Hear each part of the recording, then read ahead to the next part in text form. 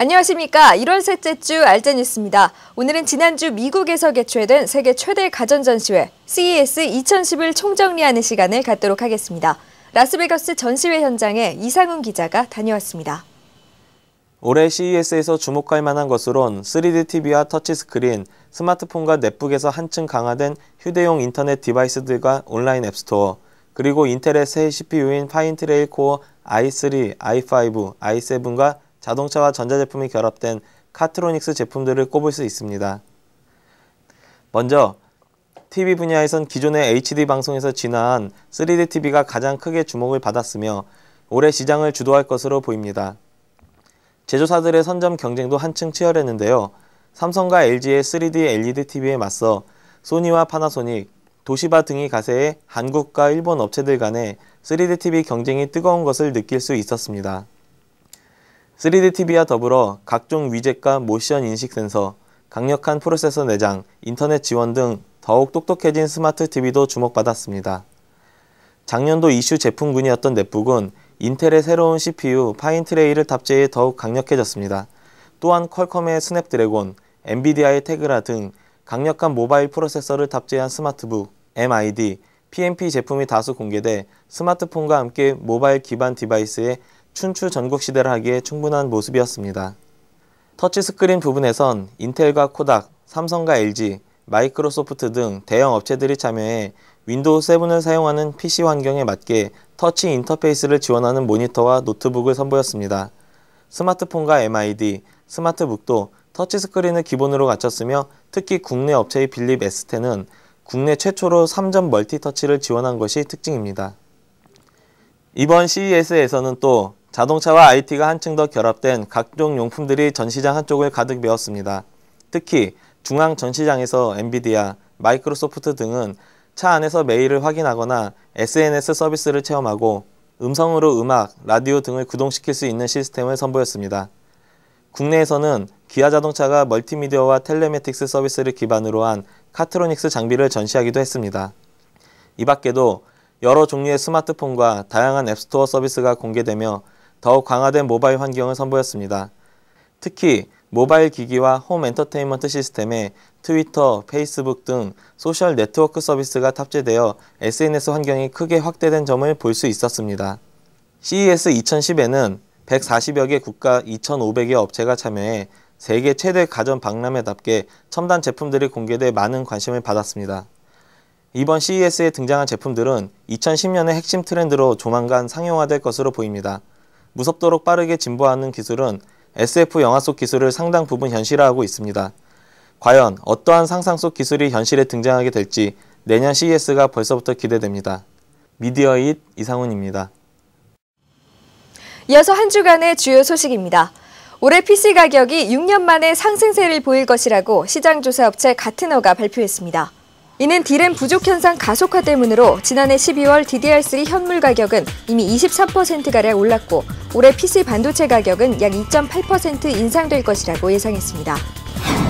구글 안드로이드 마켓에서 은행의 인터넷 뱅킹 프로그램을 가장한 불법 소프트웨어가 판매되고 있다고 외신들이 보도했습니다. 드로이드 공구라는 개발자가 만든 이 불법 프로그램은 미국 등 다수의 신용조합 이름을 명칭으로 하고 있으며 이용자의 은행 비밀번호를 빼내는 것으로 조사됐습니다.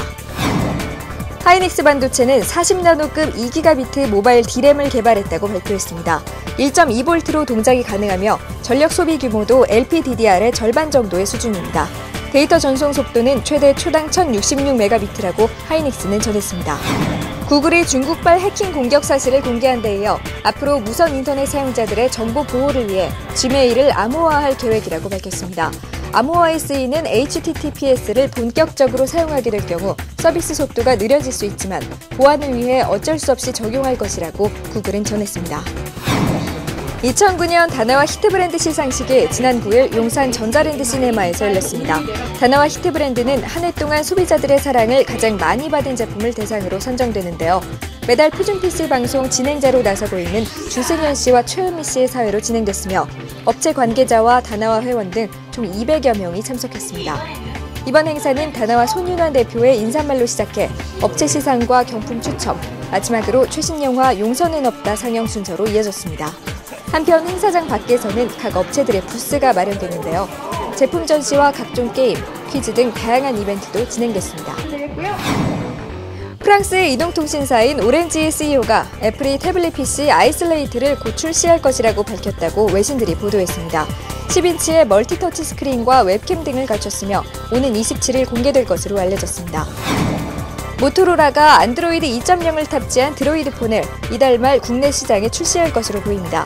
모토로라는 오는 18일 국내 시장을 공략할 신제품 발표회를 갖는다고 밝혀 업계는 이를 드로이드 폰 출시 발표회로 예상하고 있습니다. 마이크로소프트의 차기 모바일 운영체제 윈도우 모바일 7이 올해에는 나오기 힘들 것이라고 외신들이 전했습니다. 레노버와 퀄컴 등 관련 업체들이 2011년 전 출시는 어려울 것이라고 의견을 표시했고 MS도 이런 관측을 부인하고 있지 않은 것으로 나타났습니다. 그동안 논란을 빚어온 온라인 게임 리니지의 게임머니 현금 거래에 대해 법원이 무죄를 확정했습니다. 사행성 게임이나 웹보드 게임과 달리 일반 게임의 아이템 현금 거래는 불법이 아님을 확정한 최초의 사례입니다. 2010 설맞이 명절 선물 상품전이 명절을 한 달 앞둔 지난 13일 삼성동 코엑스에서 열렸습니다.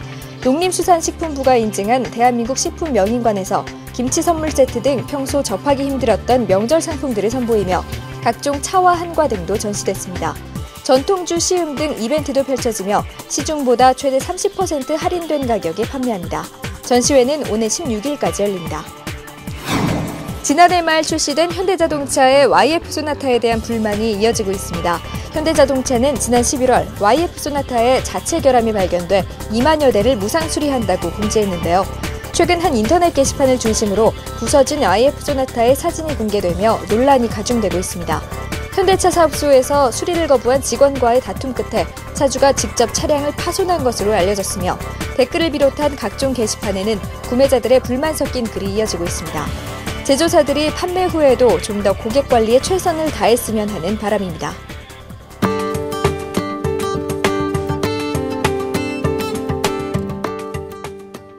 소니는 고유 규격인 메모리 스틱 외에 자체 브랜드 SD 메모리와 SDHC 메모리를 선보였습니다. 소니 SDHC 메모리는 2에서 32GB의 용량으로 데이터 복구 프로그램과 포토무비 제작 프로그램이 구입 시 기본 제공됩니다. 한성컴퓨터는 인텔 CPU 코어 i5를 탑재한 플래그십 노트북을 출시한다고 밝혔습니다. 16대 9 방식의 15.6인치 LED 백라이트 LCD를 채용했으며 하이퍼스레딩으로 듀얼 코어 프로세서를 쿼드코어처럼 활용할 수 있습니다. 엔비디아의 DDR3 GPU를 탑재하고 무선 랜과 블루투스를 제공합니다. 렉스테크놀로지는 자체적으로 디자인한 그래픽카드 XFX 4670 D3 512MB를 선보입니다. HDMI와 DVI, D서브 포트를 갖췄으며 ATI사의 저전력 55나노 4670 칩셋을 장착했습니다. 코어 클럭은 750MHz, 메모리 클럭은 1800MHz입니다.